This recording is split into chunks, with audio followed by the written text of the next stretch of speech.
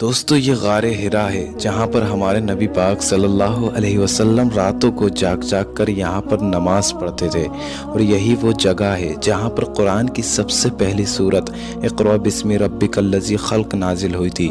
دوستو یہ غار حرا ہے جہاں پر ہمارے نبی پاک صلی اللہ علیہ وسلم راتوں کو جاگ جاگ کر یہاں پر نماز پڑھتے تھے، اور یہی وہ جگہ ہے جہاں پر قرآن کی سب سے پہلی سورت اقرأ بسم ربک الذی خلق نازل ہوئی تھی۔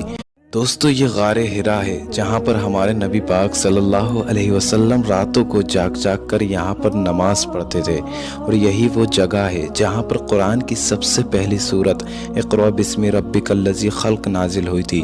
دوستو یہ غار حرا ہے جہاں پر ہمارے نبی پاک صلی اللہ علیہ وسلم راتوں کو جاگ جاگ کر یہاں پر نماز پڑھتے تھے، اور یہی وہ جگہ ہے جہاں پر قرآن کی سب سے پہلی سورت اقرأ بسم ربک الذی خلق نازل ہوئی تھی۔